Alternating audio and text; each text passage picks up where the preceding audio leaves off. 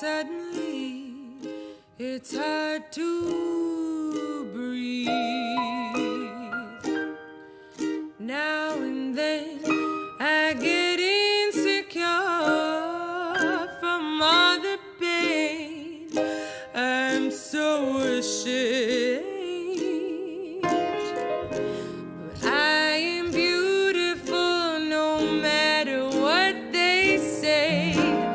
Words can't bring me down. I am beautiful in every single way. Words can't bring me down.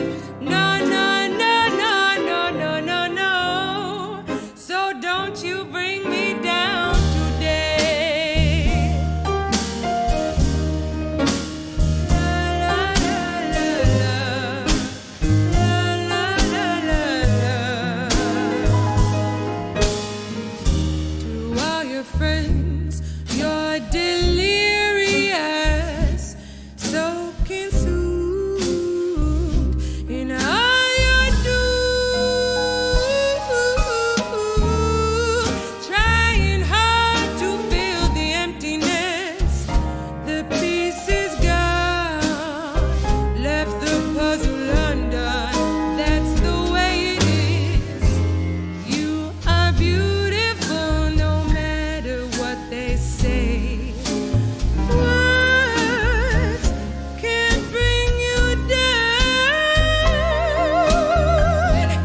You are beautiful in every single way. Words can't bring you down. No, no, no, no, no, no, no, no. So don't you bring me down. Don't you bring me down today.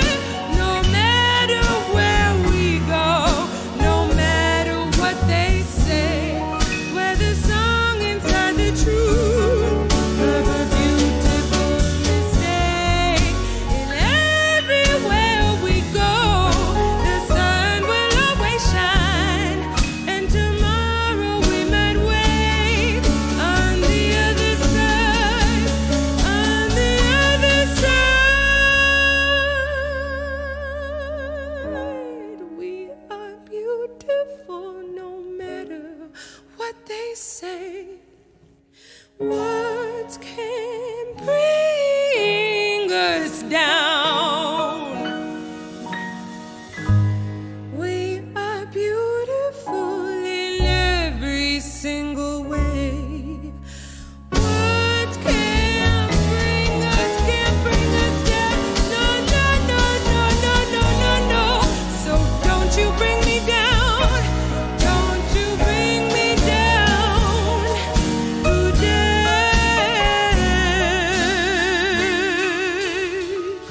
So don't you bring me down. Don't you bring me down today.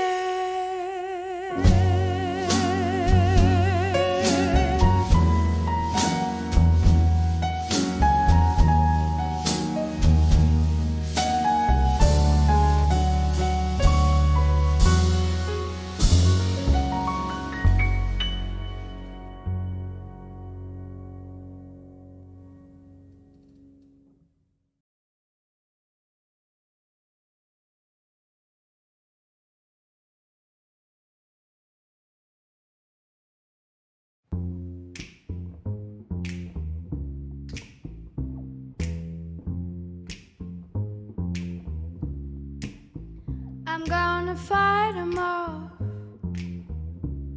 A 7-nation army couldn't hold me back. They're gonna rip it off, taking their time right behind my back. And I'm talking to myself at night because I can't forget. Back and forth through my mind behind a cigarette. Hey.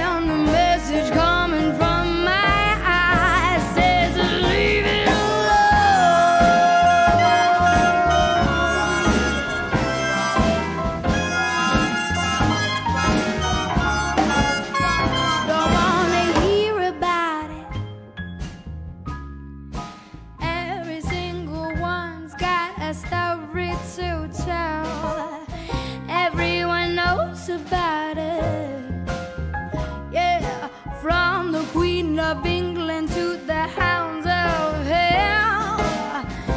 And I catch you coming round my way, I'm gonna serve it to you.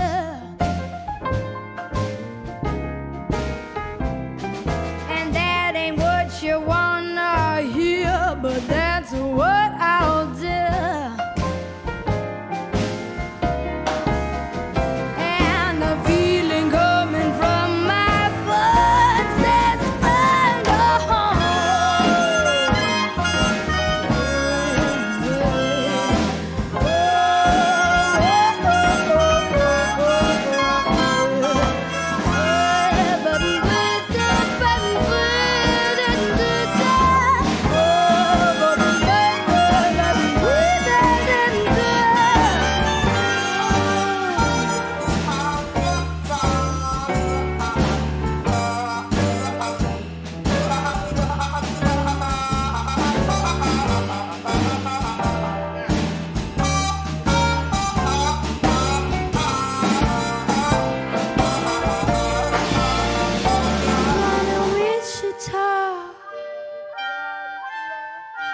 Far from this arbor of forevermore,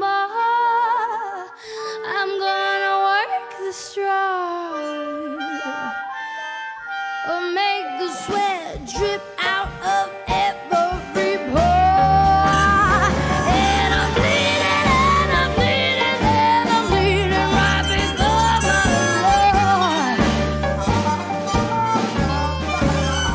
All the words are gonna bleed from me, and I will sing no more. And the stains coming from my legs and from my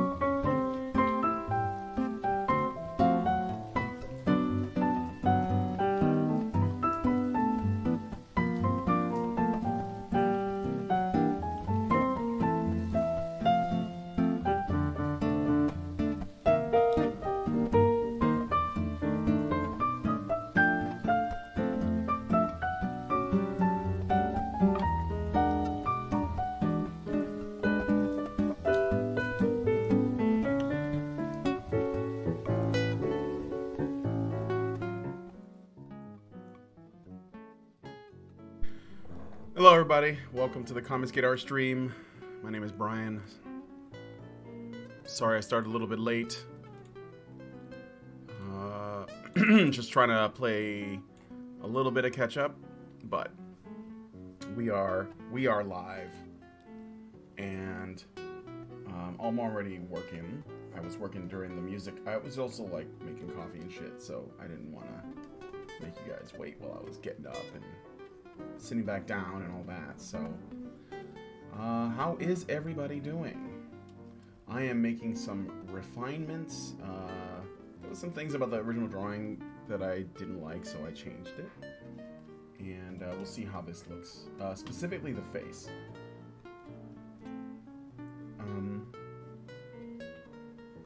I used to, when I originally started drawing comic stuff and I was a teenager, my style was very much like, you know, sort of standard comic book stuff, and I was still like figuring out what I wanted my art to look like. Then,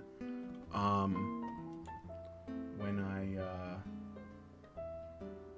got into anime, I started like adopting that, and it was yeah, that's good. I started adopting that, and it informed a lot of my creative choices. I mean, like, I still like to draw in an anime kind of style sometimes. I mean, it comes out for sure, you know, but I've been trying to move away from that and back towards a more naturalistic style. But the fact is that now my almost like, I don't know, like Disney-esque animation-y. I don't know if that makes any sense. And sometimes I rebel against it. I try to. And the fact is, it's like, there's no fighting against it, you know? It's just the way that I draw now, so I don't let it bother me anymore. Although sometimes, again, it comes out, you know? So yesterday, when I was working on this, I should have just embraced, you know, the way that I draw faces, women's faces, which is the way, this is more along the lines of what my style usually looks like, so, and yeah, like pushing against it just didn't do me any favors, so,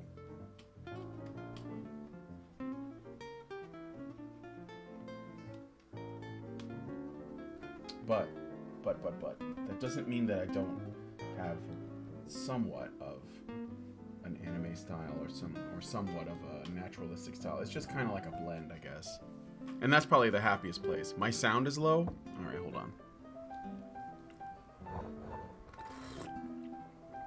on. Sorry about that. I am kind of like away from the mic because I'm leaning into the tablet. So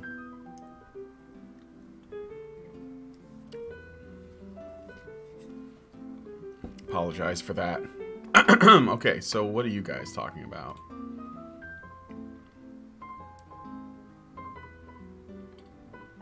Do I sound better now?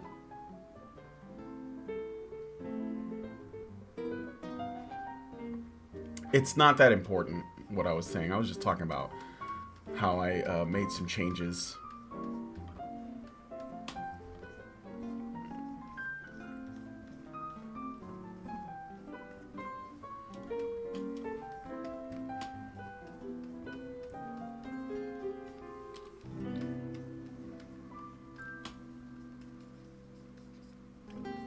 Did you guys understand me? Are you speaking to someone off mic? Is it better? Okay, much better now. Yeah, I had to turn it up because I was a little bit too loud yesterday when I was doing the show. But anyway, I was just talking about drawing styles, that's all.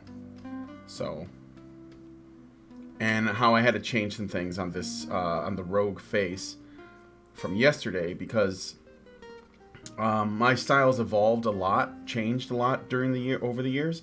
So when I first started drawing, I drew like more like, well, actually I've been through a lot of phases. So first, I think I drew kind of cartoony, like Hanna-Barbera cartoons. Like, you know, I might draw a woman's face like this, you know, and then maybe like I'll give her hair. And if I was drawing a rogue again, let's put it that way, you know. And it should be like that, somewhat.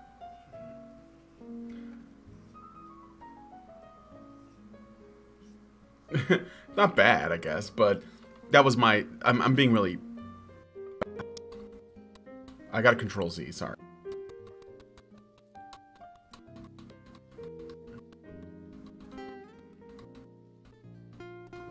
Okay. Then, as I got older, I got into different things. I got into Archie comics style art, and I got into like superhero comics, although I had a hard time drawing them because to me they seem so intimidating and detailed. And I'm talking like I was like 11 years old, 12 years old, you know. And then I got into anime and I started drawing anime style, and I did that a lot because something about it was so aesthetically pleasing to me that I just couldn't shake how good it looked, you know. And it wasn't especially like, you know, amazing, although I think manga artists do tend to pay a lot more attention to detail. Specifically, you know, I mean, you can see that in some of the work they do if you've ever read Akira or whatever. But anyway, it's been through so many different phases that a lot of it kind of still exists in my work today. And sometimes I rebel against that. I try to, you know, not make my work look too Disney-ish, which is what it looks like now. And I'm not even taking inspiration from Disney. It's just, I guess you could say it's just the blend where it sits. It's more or less it's a mixture of Western comics like Marvel and manga, and this is sort of like the middle ground. So, and like I said, it just so happens to look a bit Disney-ish, or at least that's what I get from people a lot. So, all right. So now I fixed the face, and I'm happy with it. I think I'm going to turn off this layer. I think I'm just going to refine this for a bit. So we're going to turn that down and put another layer on top of it. Looks like Wilma's Flintstone. Well,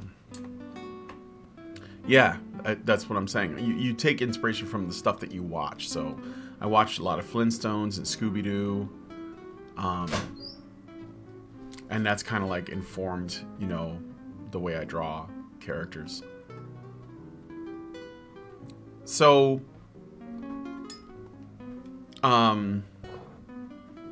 Jack Conte, CEO of Patreon, yesterday, I think yesterday I found out from a couple different YouTube videos I watched that he has since come out and essentially really made his, planted his flag, so to speak, in what he really believes as far as, just gonna refine the hairline here, as far as like what he really believes.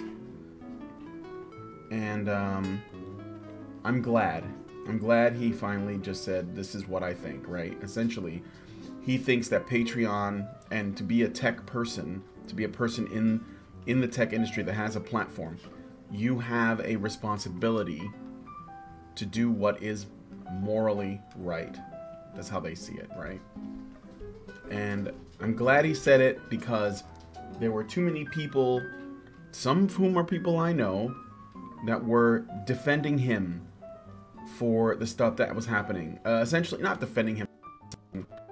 They feel sorry for him because they think that, you know, Patreon was being bullied or manipulated by MasterCard. And that they, you know, kind of had to respond to this stuff, right? And I never bought into that. I always thought, well, these guys are all friends with each other in Silicon Valley. They all know each other.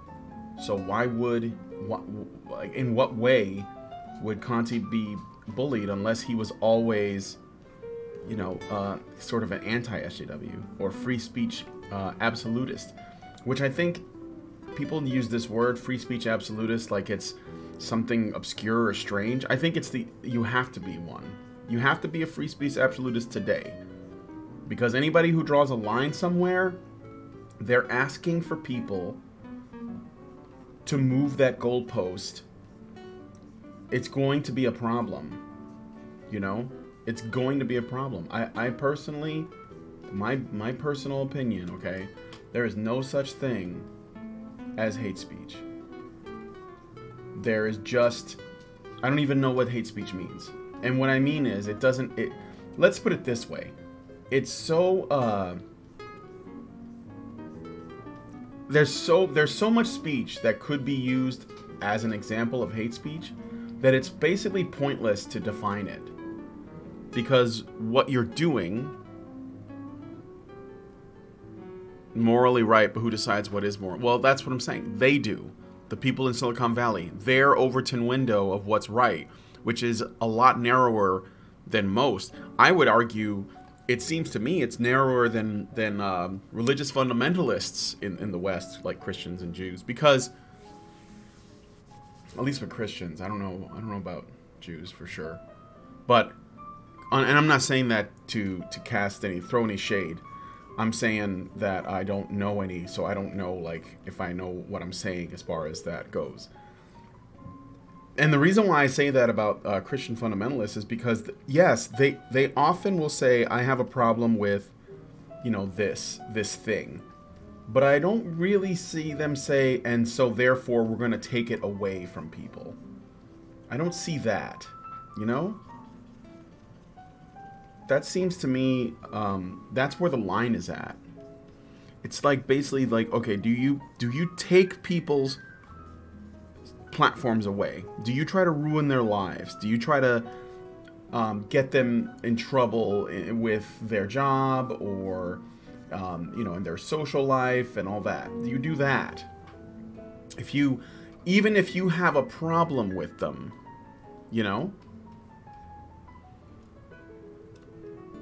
And I noticed that, I see people like, let's just say standard conservatives, not necessarily like, crazy ones that are out there somewhere. They tend to say, well, I disapprove of this morally, but they don't say, and so therefore we should make it illegal or we should imprison people for engaging in it, unless it really is something harmful like pedophilia or something like that. They might say like homosexuality is a sin, but they don't say, and so therefore we got to take away all your rights. You know what I mean? I think that there's a difference. It comes down to something that I ranted about yesterday, actions versus words. The left, they love words. Words to them have power. They know that, right? And to a degree they're right, because they know how to use the power of words. That's why they're so big on redefining things, on essentially opening up the dialogue on what things mean, right? Yeah, Christians do that in their own house with their kids, right? Hold on a second here. I'm like getting a little off base. Sorry.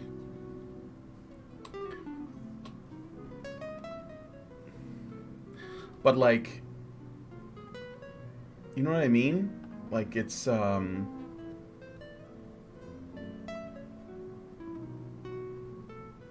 move this towards the front. I like that more.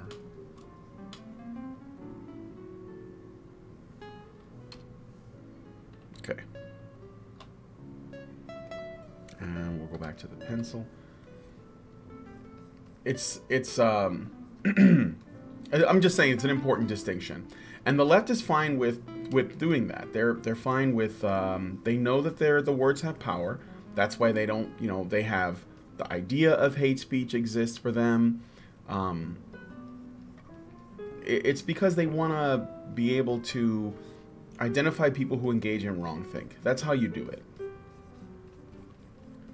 and they need to do that because they need heretics too. They need sinners and heretics. And they have an idea, well, what's best for the world. They believe that, look, the left believes that everything is a social construct. They believe that people are made bad. And so, therefore, they believe, like a religious fundamentalist would, the people that they tend to oppose the most, they believe that because everything is a social construct, then people that they want to change can also be socially constructed or engineered to believe as they do, because they believe that engineering is possible.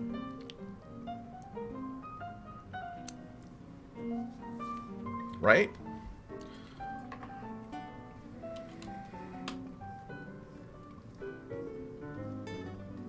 All right, let me just...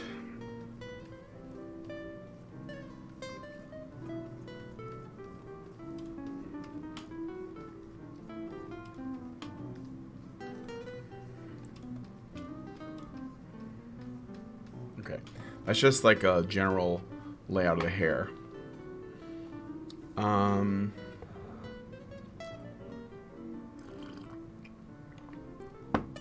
I lost track of what I was saying. Oh yeah, so I knew Conte was an ideologue from the start. I knew that this was not because MasterCard was pushing them around. I think that, could there be ideology in MasterCard?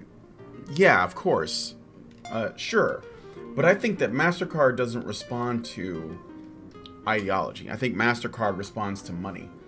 And part of that, I think they acknowledge or recognize, is that brands can be hurt by bad press. And perhaps my suspicion is that MasterCard is afraid that all of this stuff going on Patreon could be harmful to the MasterCard brand. So, because they don't want to be associated with Nazis, for example. And so MasterCard doesn't look into it. They simply respond to it. They say, okay, well, we heard on your platform, you know, there's this thing, right? And so we think that you need to address it. I can see that, but I don't think that MasterCard is ideologically possessed. I doubt that. I doubt it. It's been around for way too long for that to be to have been an issue. I think that it is more likely that MasterCard may have been spurred to action based on, you know, misinformation spread by the mainstream media about who's on Patreon and what's happening with it, you know? And Conte's responding to it, I think, may have further emboldened them to believe it. Because they're like, well, he is acting on it, you know? But I don't think it's...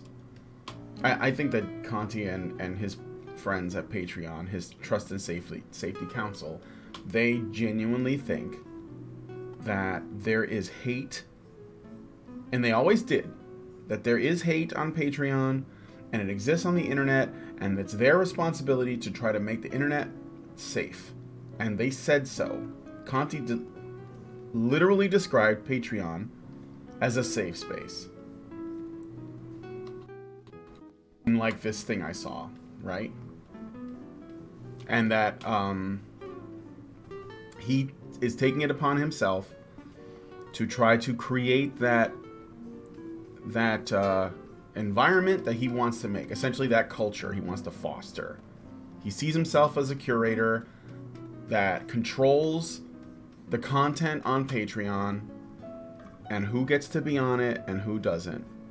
And he assures us in a video that I watched that overwhelming majority of people are safe, because in his mind he believes that the majority of people are good people, even the ones on Patreon, and that the likelihood that they'll all get kicked off is very slim, because he thinks that most people are falling in line with what is considered to be not hate speech, right? And I knew that he was that kind of person. Like, from the beginning, you could see it. And I hate to judge a book by its cover, but you can see it. You can see what kind of person he is by the way he talks, the way he carries himself. He grows a big beard. He, you know, he's clearly chugging some soy. He lives in California. He started Patreon to promote his music, which is basically like remixes and shit, I think. And what's also interesting about Jack's website He is...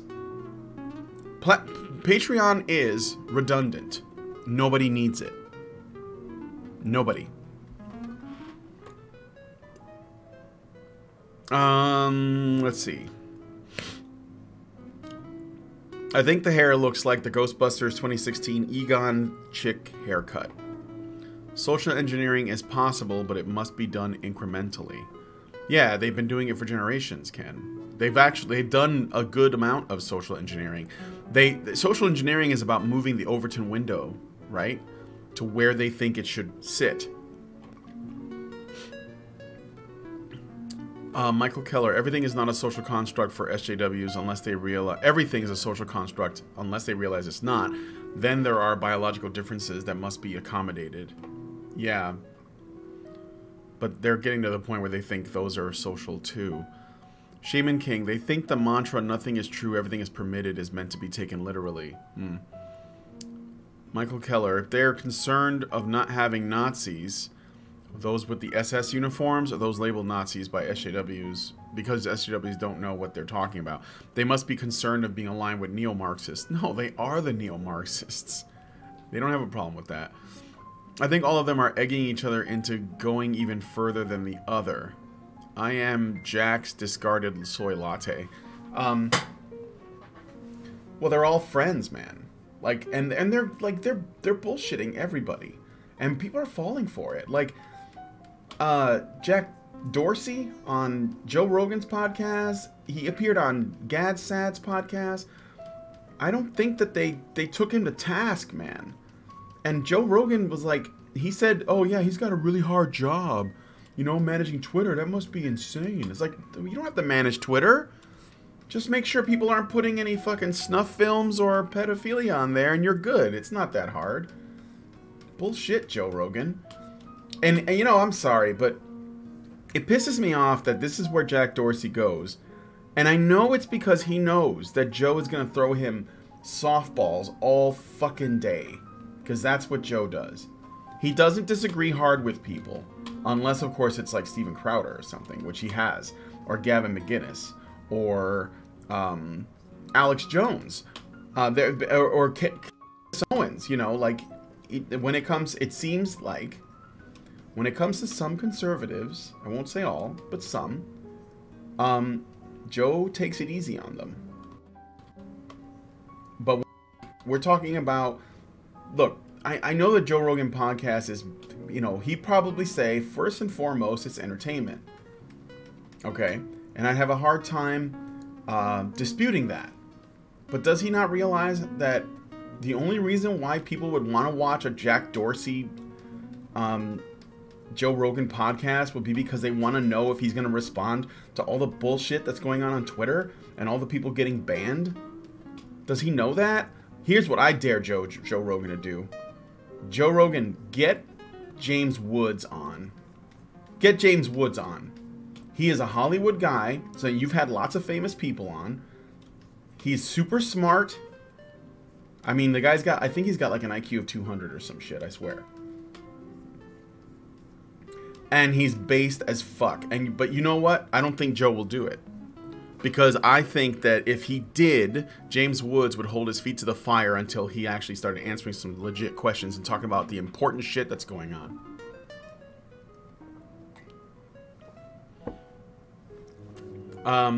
Black Knight Fool, did you see Joe Rogan's Sam Harris interview where they went over it? Well, I watched part of it, but that was like 3 hours, so I didn't finish it. Joe Rogan said he admits it was a bad podcast. Well, okay. But I mean, he had the chance then. That's like saying, like, I think that he could have done better. This is the intellectual dark web we're talking about, right? Lol. Yeah, that to me, that's not good enough. That's just my personal feeling on it. Is no, that's not excusable, you know. And if people are pissed at him, I understand. It makes perfect sense to me. I'd be pissed. I mean, I'm not personally angry at Joe Rogan. I'm not surprised because this is one of the reasons why I watch his show sometimes, but I've never subbed to him. He's just he's a coward. He's a coward because he doesn't want to risk his channel by talking about what really matters.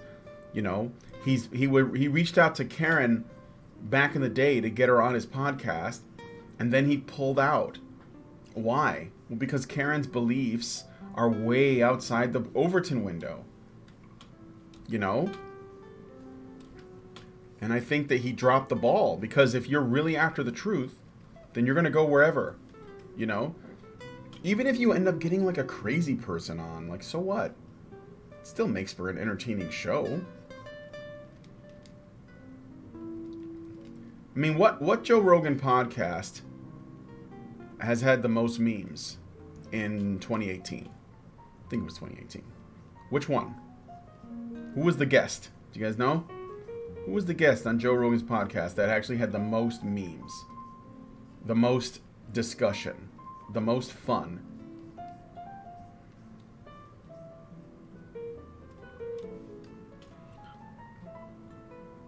I've never watched Joe Rogan, but damn straight I would if he got James Woods on. Fuck yeah, man.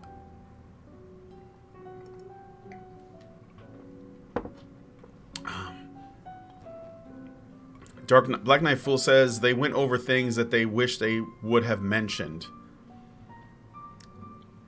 No, I'm not sub to Joe Rogan. Because most of this podcast I don't give a shit about.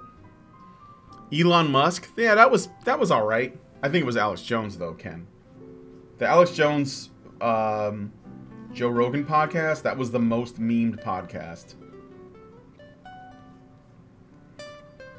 By a mile, I think.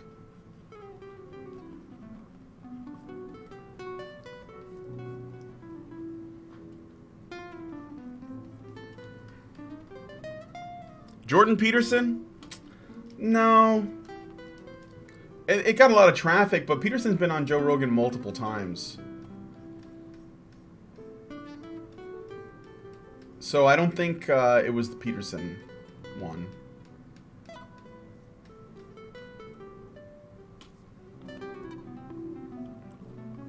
I don't think he's a coward. He had some pretty controversial people on there. He's had a lot of controversial people on. He had Mike Tyson the other day.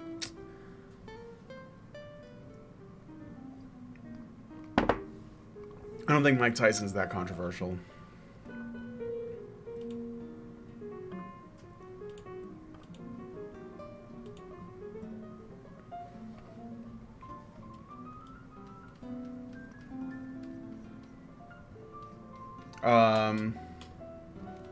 That's just me though. Lower this more. He had Stefan. Yeah, that was pretty bad, controversial for sure. But and he also was very he really held Steph's feet to the fire on stuff too. You know? He did. But he didn't have him on again, and I don't think he would.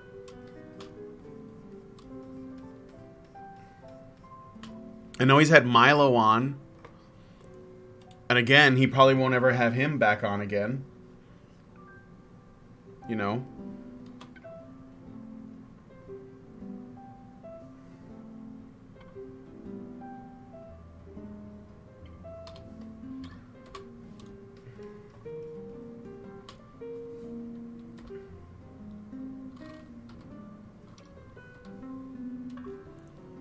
He had Stefan. I doubt Styx would do it.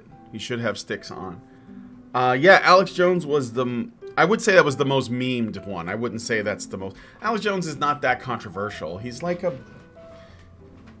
I mean, he is to mainstream people, but... I think InfoWars is more popular, and more people take it seriously than the media wants you to think. And I'm not sub to them either, so... He's even had... Yeah, I know he's had Sargon on. Like, when there's a really good guest, I usually find out. Yeah, Tim Pool is a fence-sitter of the highest order.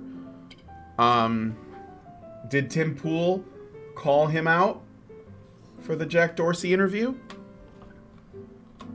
And how long did that last? Or was Tim Pool just happy to be there?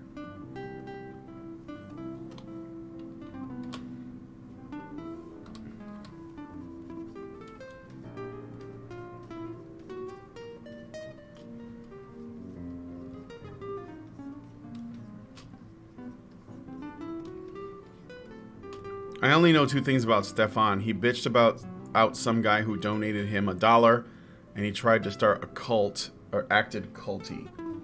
I don't know about the cult thing. I do remember that, but that was a while back. His content's changed quite a bit since then.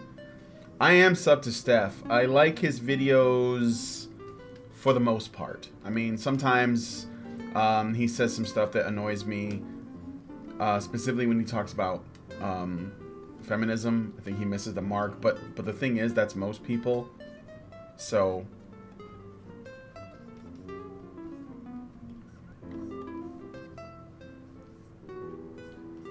I will go a little bit over, so like another half hour, because I know that I started late, so...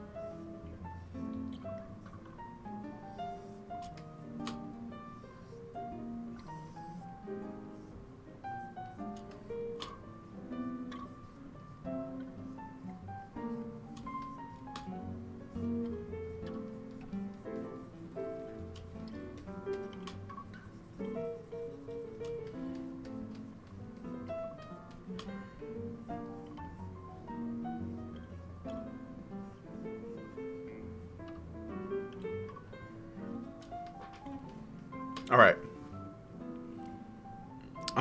Let's see. Just got done listening to the Tim Pool podcast. Summarized a lot of what Tim's been talking about lately. I think we can maybe get Karen on there in the future if we get enough people to ask him. Yeah, I guess so. He could have gotten her on a while back. It's like... And then I wonder also, like... do we have to get her on? I mean... Just because Joe Rogan reaches a lot of people? Because a lot of people who go on there... This is the thing, what I've noticed. The people he brings on the most are the ones that... They tend to... be more or less moderate, or they pay lip service to the other side. So why should... If the condition for Karen to go on there is that she has to pay lip service to feminism, is it worth that? Because I don't think it is. Tim Pool attempts to be a fence center, but he slips up and you see how left he is. Yeah.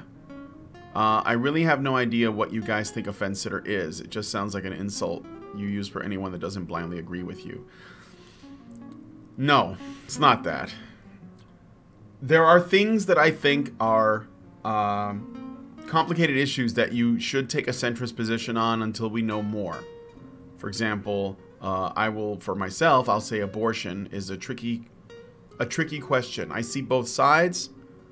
I think that, for the most part, I am pro-choice to a degree, but I think that it should be, abortion should not be birth control. It should be the last ditch effort. I don't automatically believe that an abortion is killing a baby unless it's like, you know, what they're proposing now in Virginia or something, right? I think that that's a fence-sitting position for the most part, because there are people who say, you know, you either want to kill babies or you don't. And then there are people who say, well, you either believe that women have, bodily autonomy or they don't. And the fact is, it's not as simple as that. It's not a this or that with some things. But with other things, like...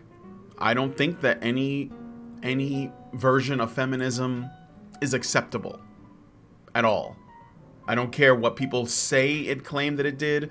It's not necessary anymore. It should be dead, and it's killing people today. It's ruining families. It's ruining communities. It's ruining men. It's ruining women. It's ruining children, right?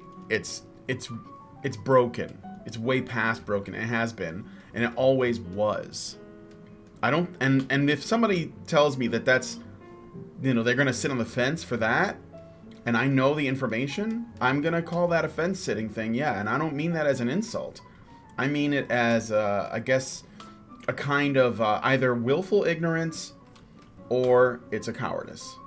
You either know and you're afraid to say something, or you agree and you're afraid to say something, or you don't know but you don't want to know. Willful ignorance. Tim Pool's a journalist, right? It's his job to find the truth. And I've spoken with him a couple of times in person. And I'm not even like Karen's content and Allison's content has been out there forever. And then there's other things too. Like, I'm not saying you have to believe everything someone claims, but the other stuff that he talks about, he tends to try to find the middle ground on everything. And I think that that's what I mean by a chronic fence sitter or like a habitual fence sitter. It's not that I think that you always have to have a position. I think that it makes a lot of sense to wait until you know it more. But to try to like find the middle ground on every single issue,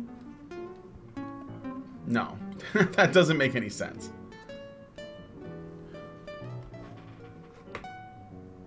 A lot of people flipped out when Mike Tyson was on calling him a rapist. Wait, oh, did Joe Rogan call Mike Tyson a rapist? Karen and the Badgers deserve to be on Rogan podcast. You guys have stories to tell. Stardust does a great Molyneux impression. Oh, I'd like to hear that sometime. That could be funny. I get not wanting to talk to people because you might contract some bad vibes. I don't like talking to white nationalists for the same reason, for example. But to beat an enemy, you must know him. Well, yeah, I mean, but I don't know. I don't have a problem talking with anybody. I don't care what their beliefs are. Sargon and Tim Pool missed the mark on feminism. A lot of people do. Most people. But the thing is, like, I think that Sargon, every time I talk to him, every time we have him on, he picks up a little bit more. And he's open to it. I don't think he's as much of a fence sitter. But Tim, I don't think he's ready to let go of that yet. I think that he's like Christina Hoff Sommers, right? He thinks that it can be salvaged. There's something there to save. And I don't see why it's so important either.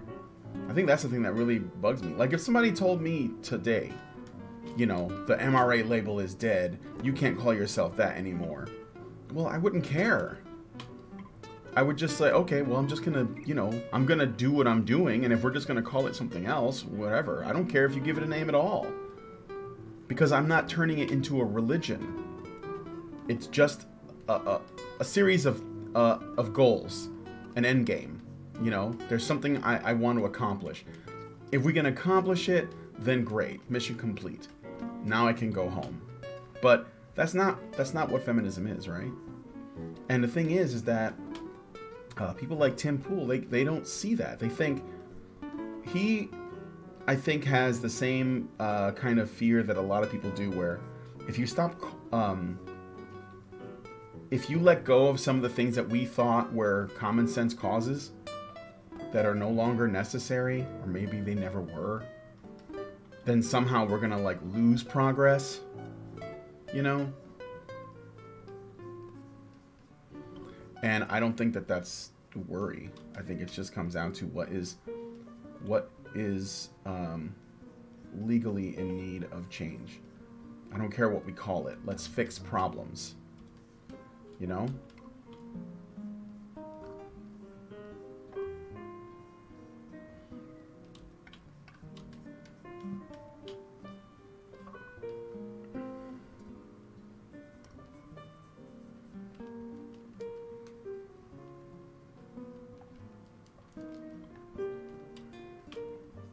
You know, I have a hard time drawing hands, but sometimes I just love the way they turn out. This one, I don't know what it is, but I really dig it. This hand right here.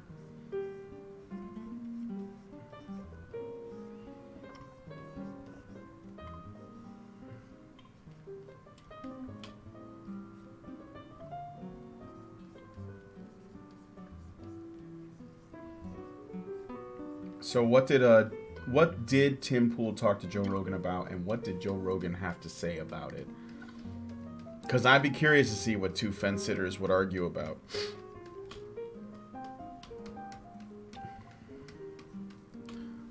Maybe I'll listen to it after, because I got to do some house cleaning stuff. Maybe I'll just turn it on and listen while I'm working around the house. Let's see. They frustrate me. Scroll down. They keep trying to sell this narrative that it will all just go away on its own because of its contradictions. Yeah, it doesn't matter. The contradictions don't matter. Zen Man, bye. See you, man. Have a good day. Sorry you have to work on Saturday. That sucks. Ken says, your first mistake was thinking that weebs and furries can be defeated. Yeah. Tim Pool's from Chicago. Yeah, I know. Tim has to defend his journalistic integrity, so fence-sitting, or at least appearance of unbiased, is necessary. No. I understand that. Tim Pool's a journalist, but the thing is, there's a difference between reporting on what happened without bias and commentating on what happened without bias. And when Tim reports on things, I would prefer that he try not to be biased. I think that should be the goal. Although I think it can be difficult, but I don't think it's impossible. I think that the idea that you can't report the news without bias, I think that's bullshit. Vernaculus has proven it in a video he made a while back, where you basically say, you answer the W's, right? Who, what, when, why, you know, where, and then how. And you just answer, I know that's not a W, that's an H. And you just answer those questions, that's it. That's when you just deliver the news unbiased. You say, this is what happened, this is what we know, this is what we don't know. Period.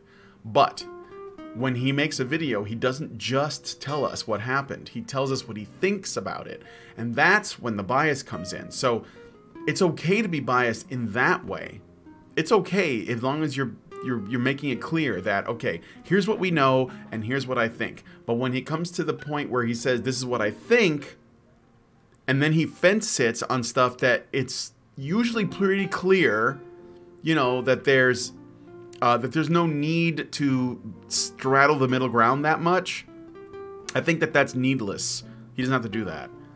Just give us the facts, and then after that, if you want to give us your opinion on stuff, go ahead. And you also make it clear, hey, I could be wrong about this, but this is what I think, right? That's not, I wouldn't have a problem with that. I don't think that's bad journalism. So, no, she won't have to pay lip service. She deserves it anyway. She deserves it over Sargon or Tim Pool. He's too worried of looking bad in front of the ladies of the left. Yeah, I agree. That's it. He's got feminist friends. He's got progressive allies. You know, it's like, think of it this way. Like, well, let me finish this. So you're like with Tim Pool on that. I think there are bigger macro scale implications of women getting abortions, which is harmful to men indirectly. Yeah, Brian can do a great hand job. Oh, okay, I see that. The thing in politics is not about beating an enemy, it's about converting them to your side. This forces engaging with the enemy if you want to change. I mostly get the hand right when I sketch, but when I ink, I always screw it up. Yeah, sometimes I like to leave the sketch because I like the pencil-y look. He has an opinion channel and a research things journalism channel. Yeah, I know. What was I gonna say? Well, I already forgot. But let me just keep going, and then maybe it'll come back to me. So.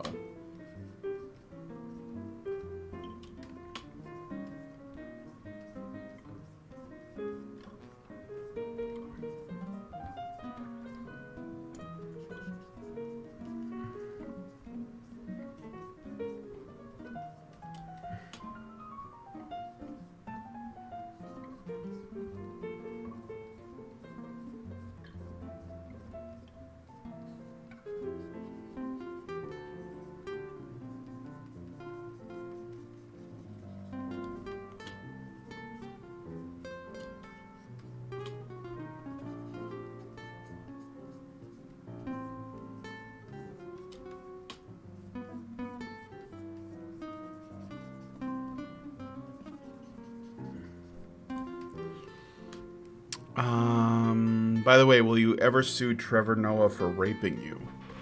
No, he's just got too much institutional power. Or maybe I'm the one with institutional power and therefore I shouldn't. I don't know. The other thing is Mercedes Carrera. She put out a statement saying that the accusations came from an ex who is the father of her daughter, of her children, or her child rather, and that he was slandering her, or made, like, he basically like cooked this thing up to frame her and try to ruin her life because he is a Christian fundamentalist that doesn't like the fact that Mercedes does porn. And this is a statement that Mercedes put out. And I just want to comment one thing I'm curious about. I know that we're innocent until proven guilty and all that. I already made that clear before with regards to this story. I think it's important, and it's the reason why the West is the best is because we have that, okay? So just so we know, we're all on the same page here, all right? Innocent until proven guilty. And I don't. It's not even that like, people might ask me, well, what do you think? It doesn't matter what I think. Innocent until proven guilty. I haven't even given it that much thought in terms of how true I think it might be. Because the fact is, there just isn't enough information to conclude anything. And, you know, one thing I noticed that people do a lot in the age of the internet is that they think that you have to have an opinion on something even when you don't have all the facts. Like, basically, to be uncertain is worse than being wrong. And I'm not like that. I'm just gonna say, I don't know. I don't know, and who the fuck does? Only Mercedes knows. You know? Mercedes and the guy and that 10-year-old girl that was supposedly her daughter and the victim.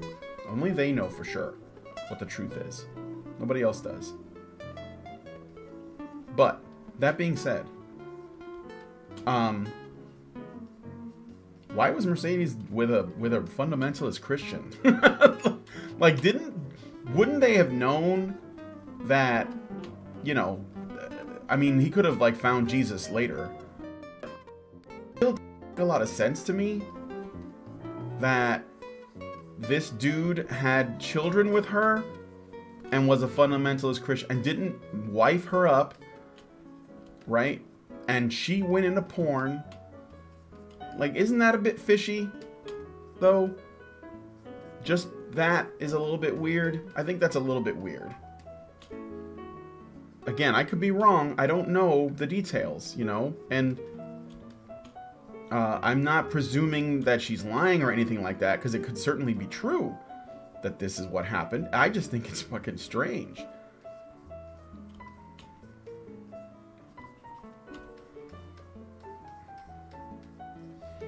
Alright. I like the way that hand turned out too, despite the fact that clenched fists can be boring. So, alright, let's see what you guys are saying. Brian is a straight Latino, I think is what you meant to say. Trevor is a gay black. Trevor would win. Is he gay? Identitarians will only ever corrupt your political group's ideals with their sexual, social, and racial hang-ups. Destroying them is the only option. I hope Mercedes is okay. Speaking of naked people, I haven't heard from Anna Cherry in a while. She still streams on her own thing. We still talk, and sometimes she appears on Honey Badger Radio. She's definitely, like, there's no beef or anything like that. You know, she's just doing her thing, and sometimes she comes on the show. Ken says, that's my question. Porn isn't exactly the most righteous vocation. Well, yeah, it seems a little bit odd. That's all I'm saying. It seems a little bit odd. I'm not, you know, I mean, who knows what people get up to, but perhaps they were together when she was in STEM, and then they broke up after she went into porn. But why would he wait so long to try to ruin her life so he can get custody of the child? And also, well, I don't know. It just, what are the odds that he was going to get custody of the child?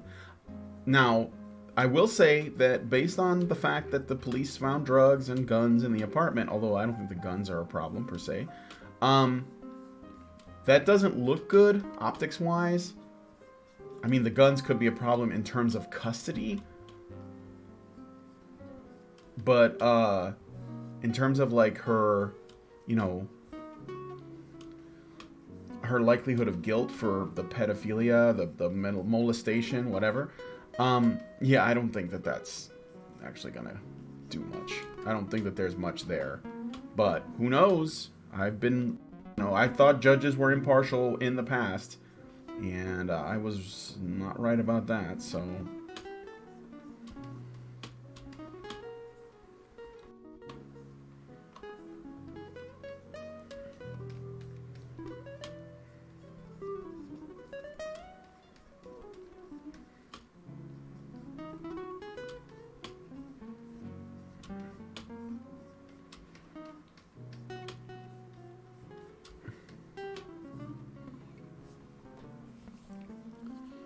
Yeah, but how many people preach one thing yet do another, lol? I guess you're right about that. Let me save.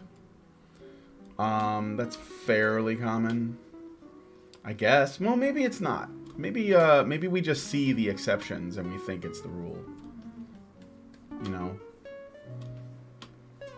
I find that when you can present an anecdote and it sounds like something crazy, sometimes that means it is crazy. Like, it is the exception, and that most of the time it doesn't work out that way. So that could be the case.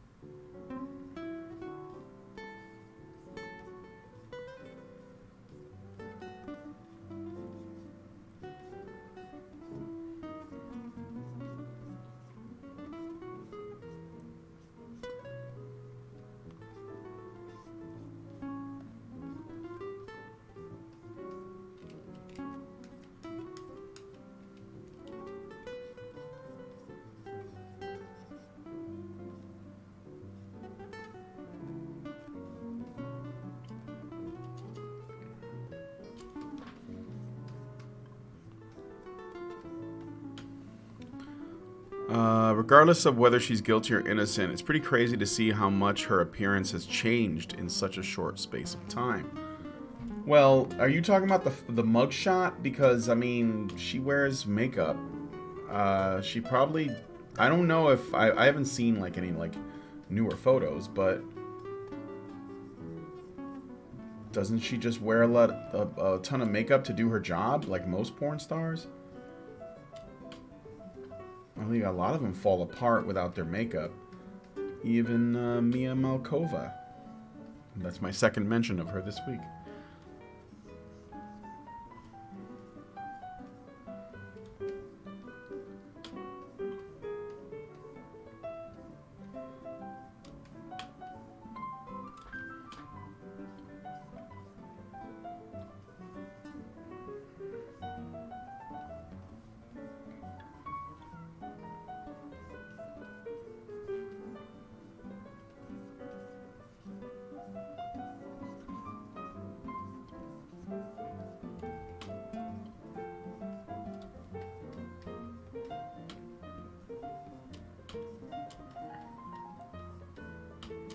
I think I got this pretty much done.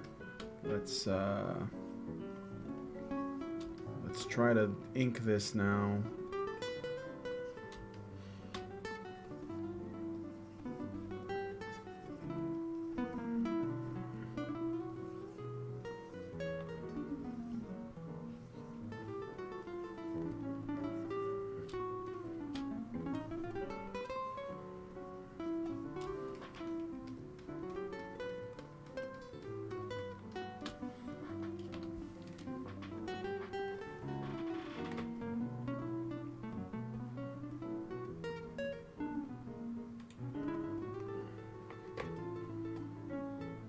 Maybe I mixed up Trevor Noah and Don Lemon. Yeah, Don Lemon's gay.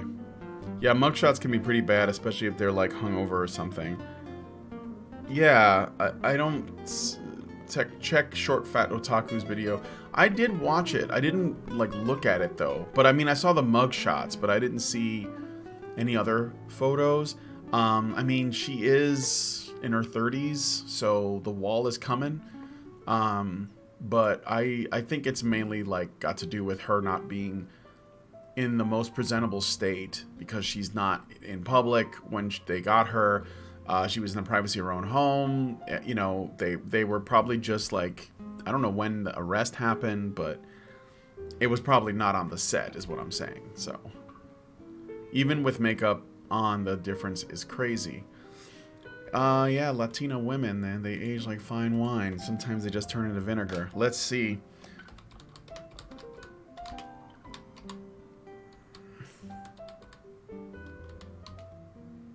I'm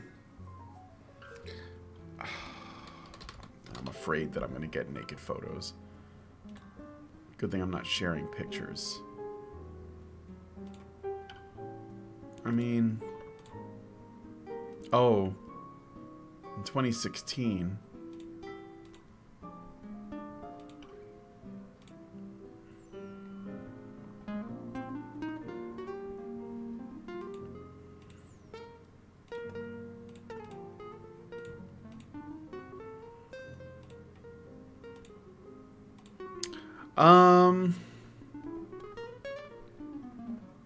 Yeah, I mean, did she have like her hair blonded? Like sometimes she looks a little jacked, but I think that's just what happens when you like cake it on, and you're not gonna, you guys in your wall, cosmetics have made it so women could look better for a lot longer.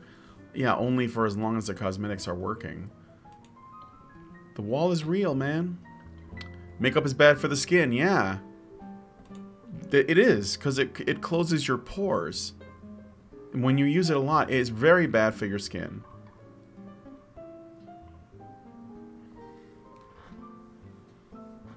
Don't hate. Yeah, that looks pretty good. Some areas are darker than others, but that's just the pencil. The backlash against Chris Pratt is coming. I know for him... Wait. Because he's religious now?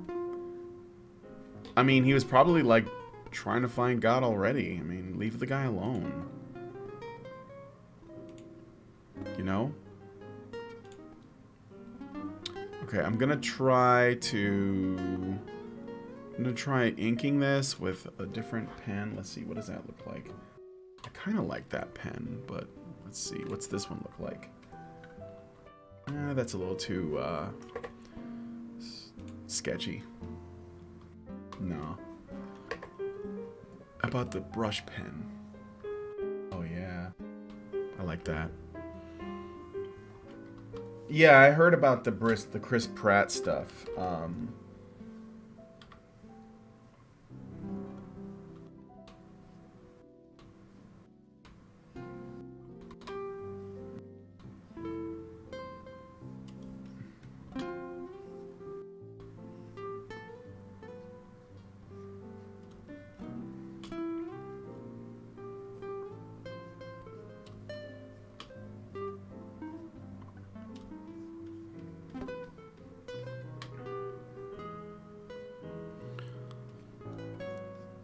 Richard, you haven't done that. The curve of the right boob looks off.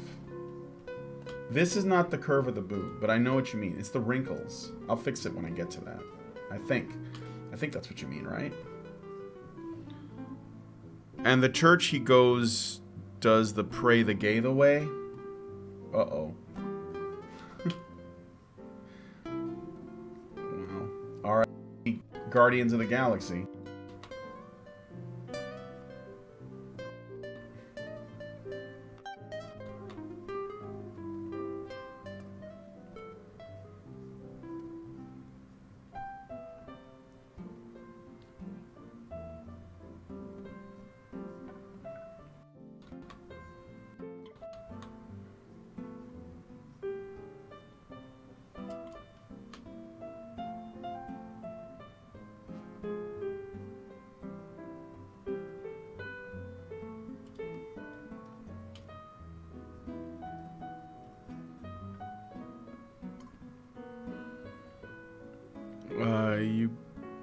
So you think Jennifer Lopez is ugly now?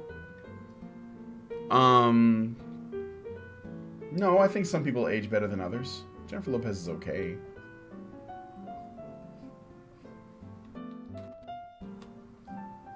I never liked her though. Like, she had a nice body. I don't know. She probably still does, but I'm not attracted to women just on their appearance though. So.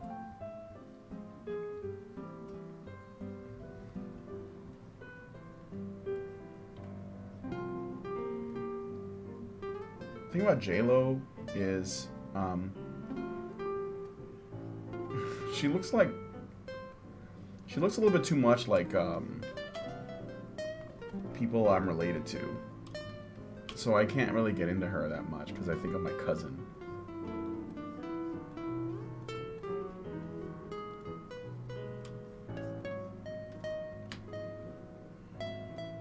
Hey, Teal Deer. Welcome to the current year. Simply not affirming gays is proof you hate them and want them all dead. Yeah, I guess, are you behind on the stream? I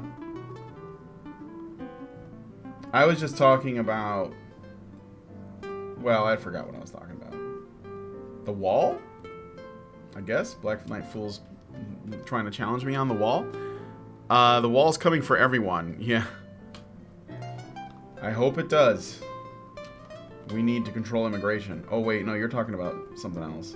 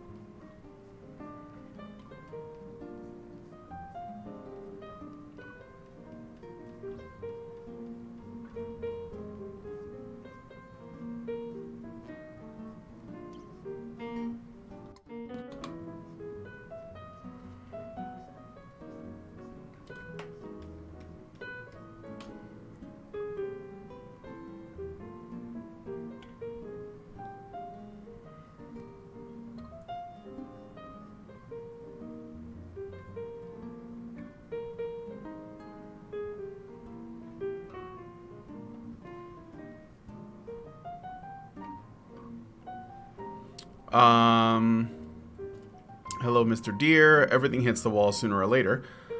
Ergo Proxy says, I personally don't like women that look too feminine. Too much problems for what they are worth. More natural looks is where it's at. I assume you mean is where it's at. Are where it's at. Isn't that the proper grammar for that? I mean, to each his own.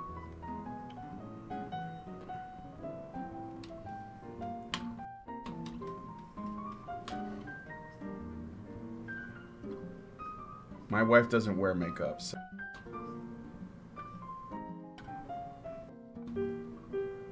I girls that can pull it off, but this one girl, I mean, I know this is an example, but I knew this one girl who worked in the makeup department, and she was cute. I mean, obviously, I hated her, and I have good taste. She was cute. She was adorable and, you know, sexy and all that. But, and I mean, she was cute with or without makeup, okay? Let me be clear. But over time, the makeup really started to fuck her skin up. And her skin was getting into a pretty bad shape, and I think it was because of the makeup. And the thing is, the worse her skin got, the more she wanted makeup. Because she just needed to cover it up. And I see like a self-fulfilling prophecy.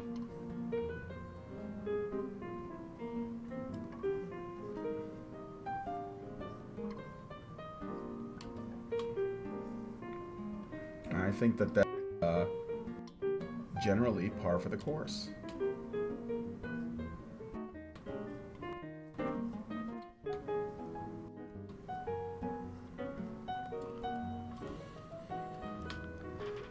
The wall is only a problem if you have absolutely nothing to offer others than a set of warm, moist holes. Yeah. Agreed. That's why it's... Oh, I don't have a problem with talking about it. I mean, the wall is the ultimate equalizer. It's like, okay, no, that's gone. So now what do you got? You know?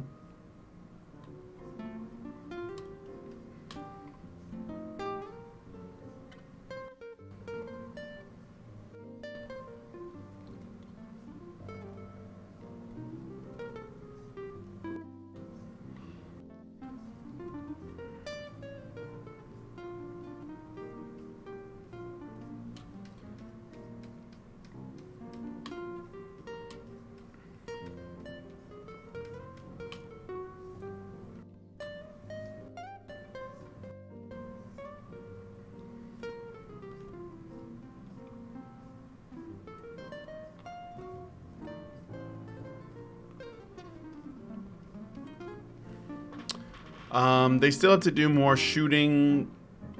Oh, for the BBC documentary. Okay.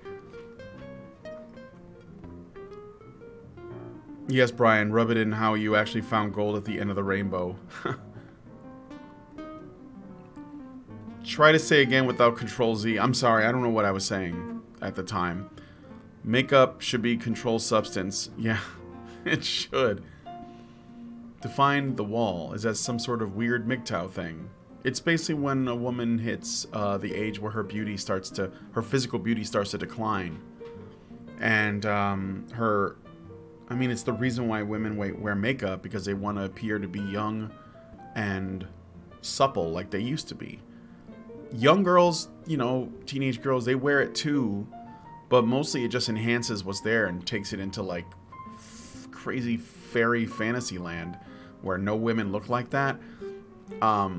But as they get older, they just need it to look like they used to look, like in their 20s and 30s. And the older they get, the harder it is to maintain. And it's basically like inevitable. Like no matter what, unless you have like amazing genes, like obviously there are exceptions, right? But inevitably you're gonna look old, and you're gonna lose your sexual market value as a woman. It inevitably happens. And that's what we call the wall, because it can't be stopped. And that's okay. It doesn't mean anything bad. It's just like Teal Deer says, you know, a woman has to be more than just her looks. And I mean, that's obvious, but it's not obvious to women.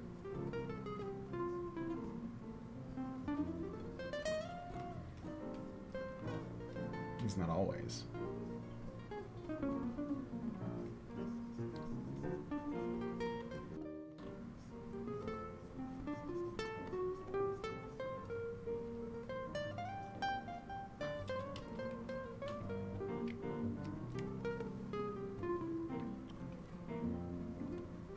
Yeah, when she hits the wall, she says, because she's been holding out. That's the thing too with like girls that I dated in the past. That one I'm talking about, right? She was looking. She was constantly shopping around, and it's one of the reasons why we broke up is because she thought, "Oh, I can do better," you know. So the hypergamy gets to the point where it actually ruins your prospects, because when the wall comes, you might not be ready, and there may not be a man around, not a good one anyways, and so you end up asking where all the good men go, because you were waiting for the right Mr. Right,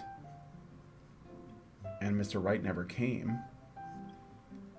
So you get mad because you're getting old, and Mr. Right himself, the actual Mr. Right, well, he found somebody else, somebody younger. You realize as women get older, their ability to select diminishes. Men's ability to select grows. As long as they've acquired, resources and status, security, wealth, etc.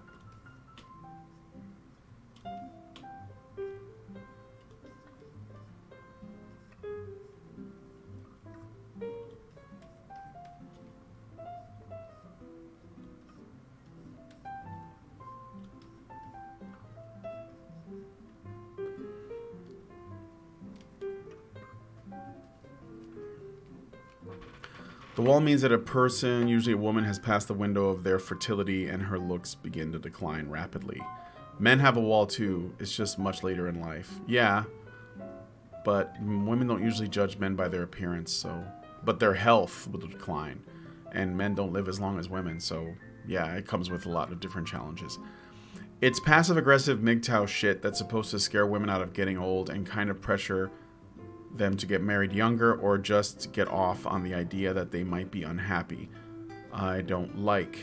I find as you get older, some women still look as good as they did who are at the same age as you. Younger women just start looking better, but the women at your age don't look worse.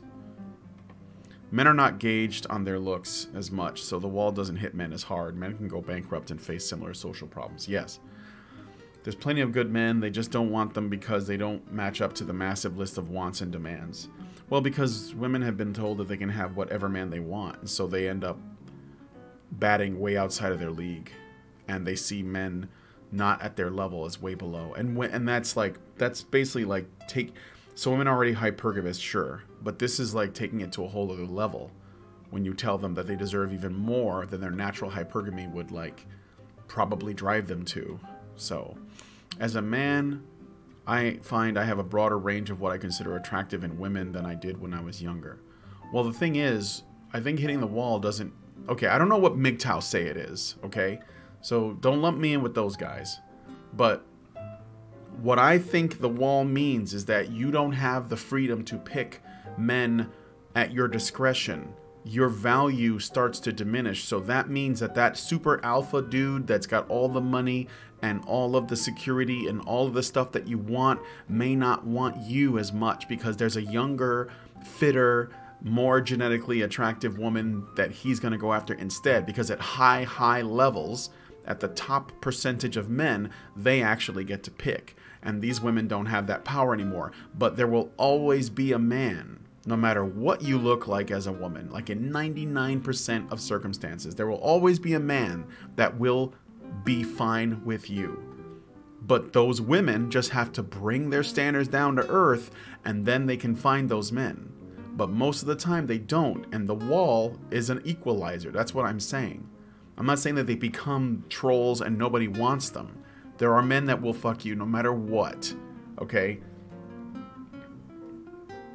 MGTOW don't get to have coined that term. Maybe they did, maybe the PUAs did.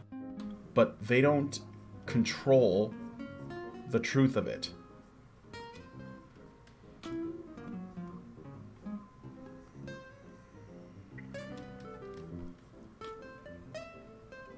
I'm 6'2".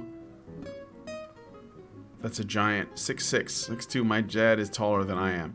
Men's ability only grows if they acquire capital. Yeah. For sure.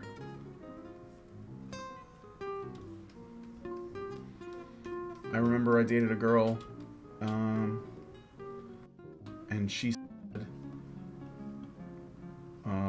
and we clicked really well. We got along really well. And I was shocked by this. She, out of the blue, was like, broke up with me. And I was like, why are you breaking up with me? And she was like, because, you know, I really like you, and I want a family. I want to start a family, and I want to, like, get married and all this other stuff. And you, at that time, I was working a part-time job. I was in my 20s. And she said, you just don't seem like husband material. And I don't want to drag out this relationship if you're not going to become husband material. And this was out of the blue. It wasn't like we were having conversations and, you know, I was like neglectful in my ambitions. She just out of the blue decided that, oh, I better just cut this off at the pass because I don't see this going anywhere. And it was partly because of that. And I was like, well, what would I need to do to be the husband material? And she said, well, I think at a minimum you need to make 40 grand a year. And she gave it to me like life advice, right? Like after we broke up, she was like, well, you need, you know, if you want to find someone that you're going to get married to, you're going to have to do that. And so I did my best to try to make 40 grand a year. And for a long time, I had a job where I was making that much money. And I hated that job. And so I was like, well, you know, I didn't do it for her because I never saw her again. Well, I mean, not until many, many years later. But I just figured, well, you know, maybe this is what I should be doing. Like, if I want to find someone, I better, you know, start earning this kind of money. And I guess where I'm going with that is, you know, is that there's no, I guess there's no real shame in that. Like, I know that there are MGTOW that will be really angry with it, and they'd say, well, you know, why'd you do that? It's like, well, I was fucking like 26 years old. Like, I wanted, you know, I wanted a wife. And I thought that was what you needed to do. And I did get into, I wouldn't even say relationships. They were like flings, because I didn't end up, I got really cynical and shit. But I guess what I'm saying is that I don't see a problem with acknowledging that that is the reality of what women expect. And you can say it's immoral or whatever. I don't think it is. But as long as the men know that they have the choice, they have a choice as to whether or not they want to be a part of that. You know, it's like I said, women may be the gatekeepers of sex, but men are the gatekeepers of commitment. And men have to recognize that, you know. Like, I did meet another woman, like, after her, I think, that, you know, wanted to be with me. But when I knew that what she wanted was what's the security I could offer her, I didn't want to be with her like that. So I didn't commit. And for a while, you know, that was the reality of it.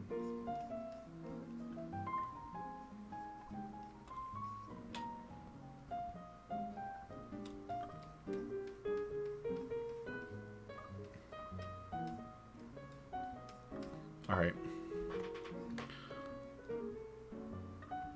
The wall seems like life. Sometimes life hits you hard and you make bad decisions. Basing your value on your looks is one such decision. Women's values on looks because it's what men value. Yeah, sure. I think fertility is a bigger thing. Brian, you said like a true MGTOW. Fertility tends to coincide with appearance. Women should be marrying younger if they want children. Yeah, it is. And I think men, we biologically recognize that. Like, a woman can look older and attractive, but may not, like, I think men are more inclined to still, like, look at younger women because they're more fertile and they want to reproduce. So, is there any happiness in a life like that? No. Is a wife even worth all that BS? No. I think many MGTOWs are in fact incels trying to make themselves believe it's their own choice. Yeah, I think that there's some truth to that. I'm not here to live up to your expectations. I live to my own. MGTOW is freedom. One thing I've been thinking is trying seeking happiness is going to yield more frustration than pursuing what one wants. Happiness finds you in your job is to embrace it when it comes because it's fleeting. I'm sure some are like that, but what's the difference? Black Knight Fool, I've had a woman break up with me because I took too long to ask her to marry me. Lol. I've heard that a few times. Yeah, I haven't had that happen to me, but let me think about that. I guess in a way that's what happened, because I didn't like think of it as a relationship with marriage at the end goal. I just thought it was my girlfriend and we're just going to be together, and, you know, maybe like somewhere down the line we'd like talk about that if we're still getting along. But I think this is the way women worked. She had like her own plans in her head as to what the relationship was, and she was watching that, and I was like, what? It's just, yeah, be careful of women that are having relationship conversations with you without you knowing it. Because that does happen.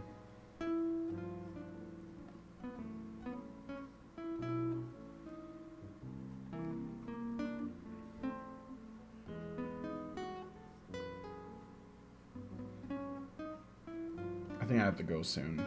It's been a while, so I'm gonna ink in the rest of this, and then I'm gonna call it quits. And then I'll see you guys on Monday. Where I don't know what I was doing on Monday. Maybe I'll continue this, or I'll work on something else. I don't know yet.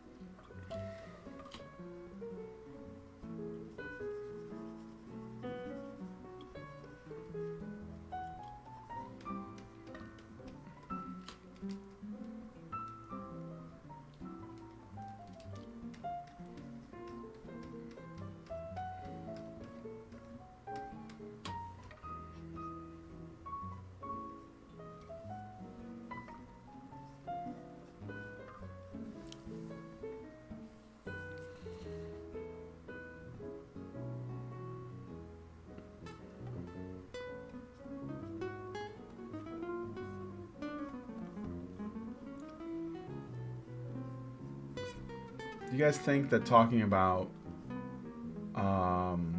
relationship issues is a men's rights thing, or do you think that that's going a little bit too far away from actual like legal rights and into some more like cultural stuff? Because I know we get a lot of people that ask about dating stuff, and I'm just wondering what you guys think. Is that something that we shouldn't talk about? I mean, we do anyway, but...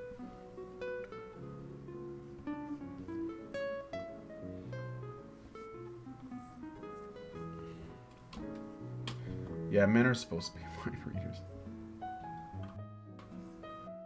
You're supposed to know that she's going through this struggle. Women suffering in silence.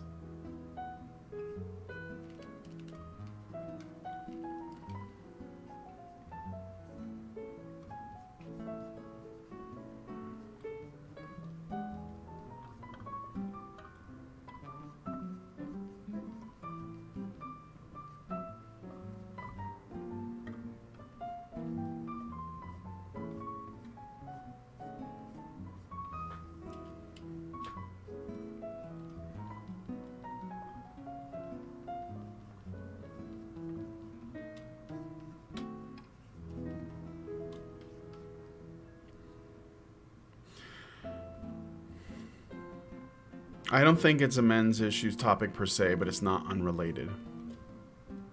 How often do you hear feminists complain about their failed relationships? Well, yeah, of course they do. But what feminists complain about is not necessarily a men's issue either. It's just what feminists are complaining about. I mean, if we had to make what feminists complain about a men's issue, we'd never be done. Feminists' job is to complain about everything forever. You know that, right? If they didn't do that, then there'd be no need for feminism. If there's one thing that feminists need more than anything, is to validate feminism itself more and more and more.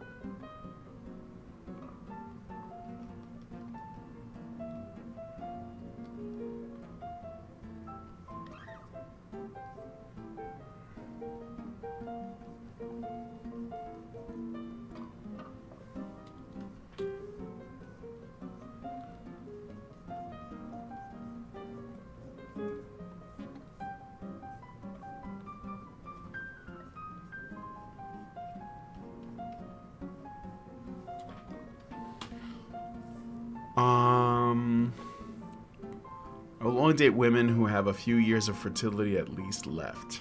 Okay? I think it should be discussed. HBR helped me understand the dynamics that exist between men and women more so than anything I've experienced, and more so than feminists learn in gender studies. Lol. You're only as free as far as you get what you want. Or you're allowed to try. Matt, I don't see a problem talking about it. If it will help people, I think it's a good thing. Yeah.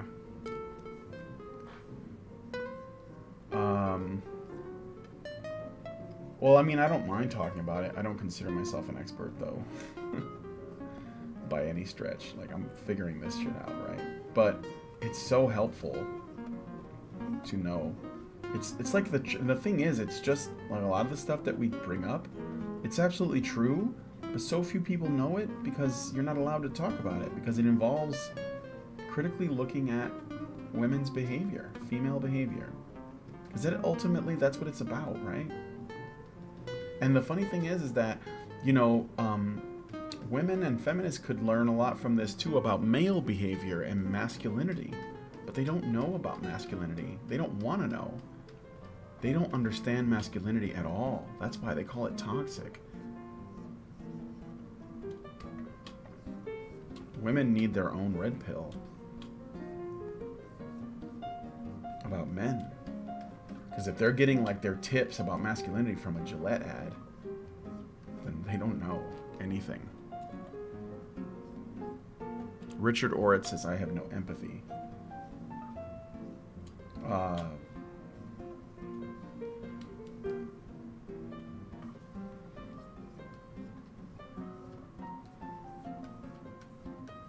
Okay.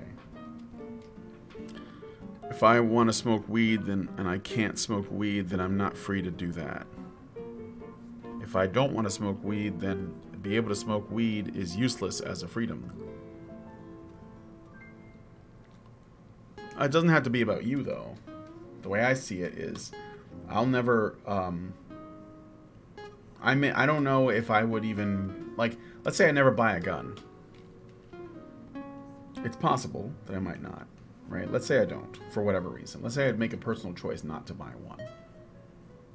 That doesn't mean that I don't think that we've achieved a freedom with regards to the Second Amendment, you know? I still think that that's a freedom, even if it's one that I don't exercise myself.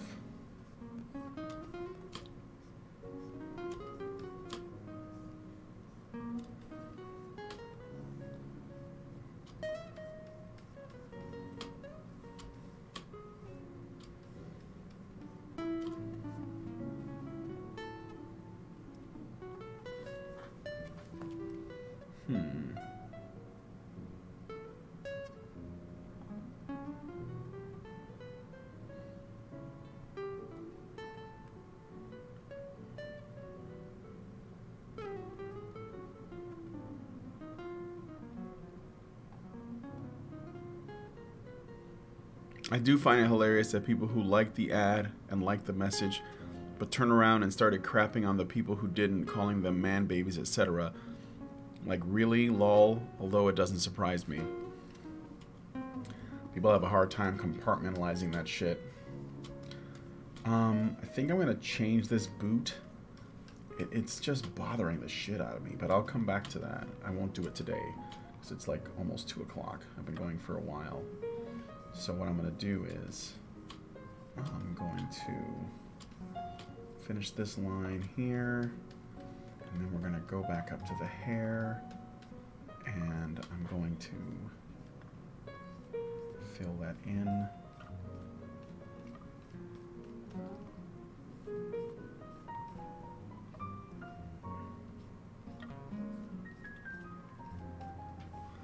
Okay, and then we're going to do it like this.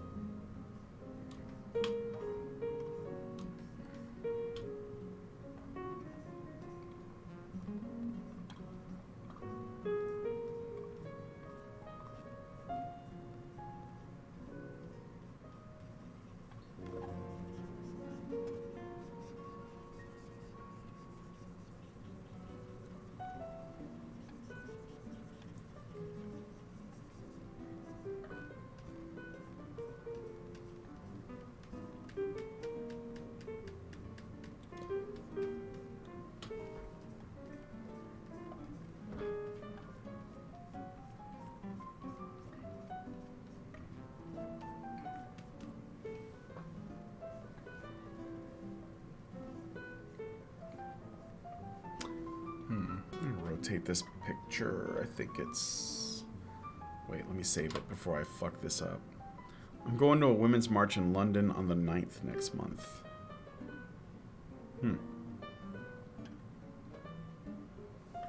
Oh, let's do it this way. Rotate left.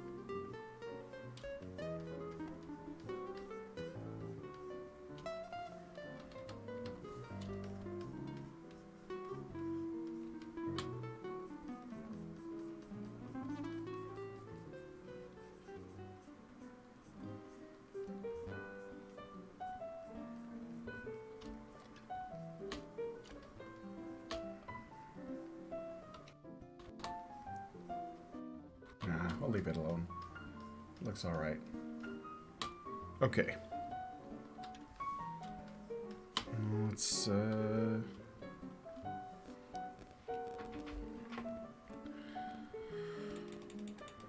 it back.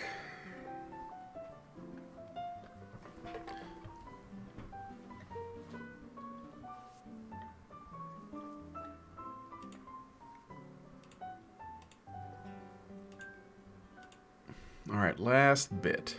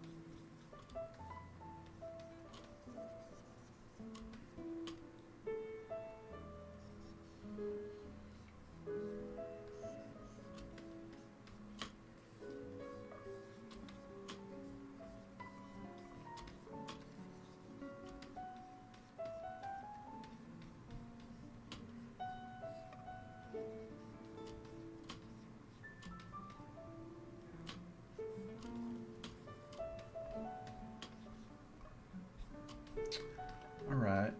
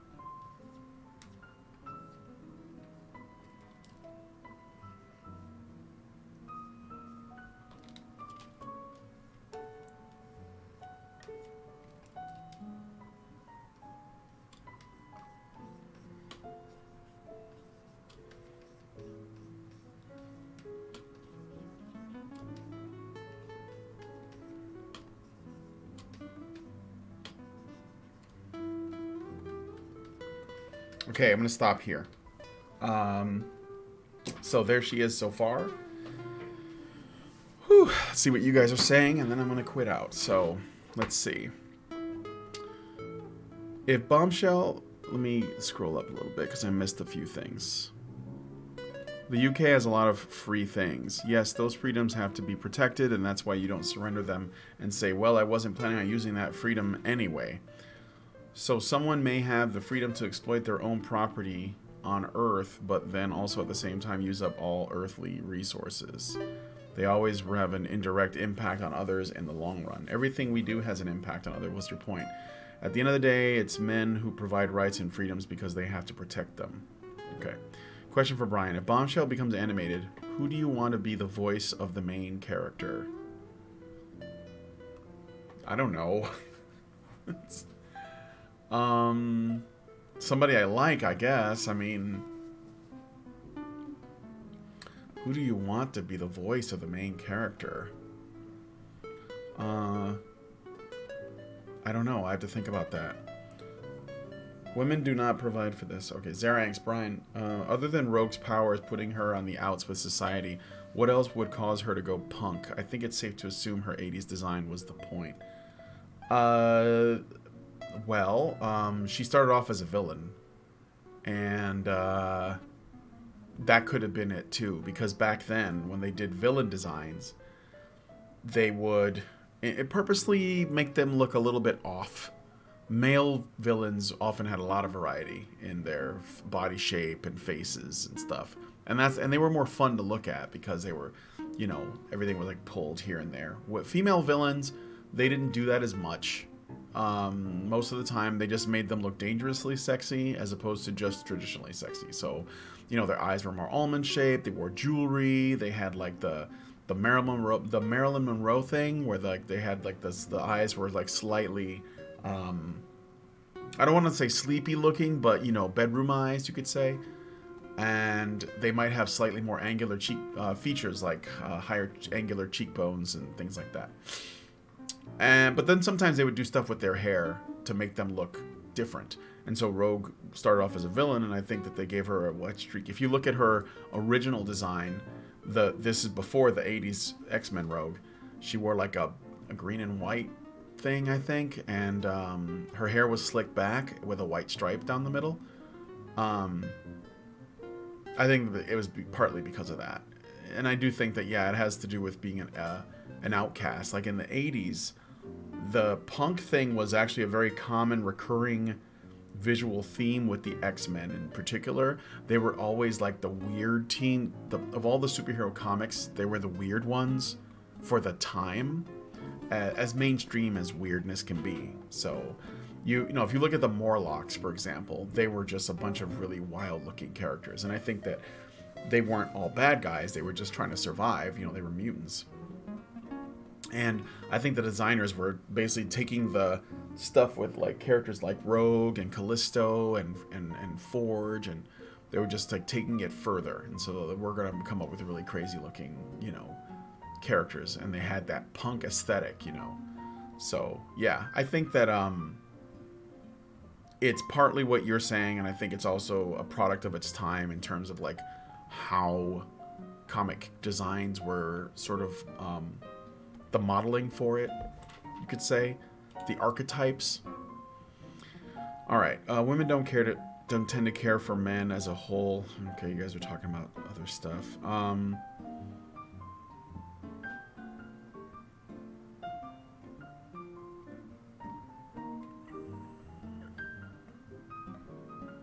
Let's see. I don't know who Laura Bailey is.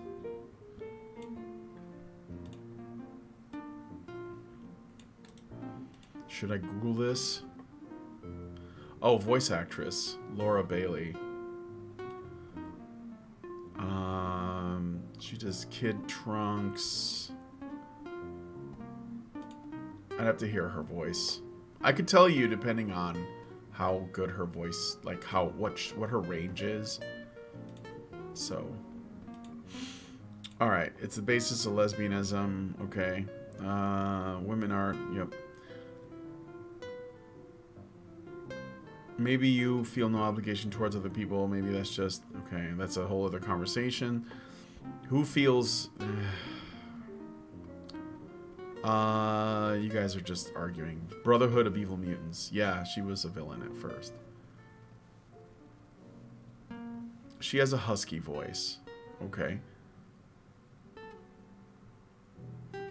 I would want Bombshell to have a mature woman's voice. She is kind of like a I'm gonna make her matronly. Let's put it that way.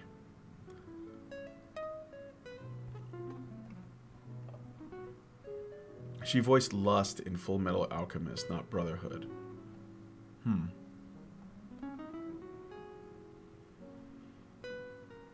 Do you have a character she voiced that you think it would fit? I'll have to look it up sometime. But for now, I gotta go. So this is where I am. I just have to do the boots, and I think I will do some color. It's pretty simple, so maybe we'll just do like 4-color style. But this will have to wait until next Friday. So I'm gonna save where I am now. Let me know what you guys think. I like the changes I made, and I think it's going in the right direction. But yeah, I want to know what you think. So leave me a comment. You can put something in the chat if you like.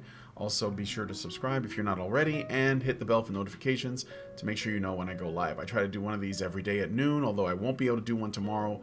That's why I went extra long today instead. So I'll see you guys on Monday. With that said, yeah, give this video a like, subscribe, and leave a comment. I'll talk to you guys later. Thanks for coming by and hanging on the stream. All right, have a good one.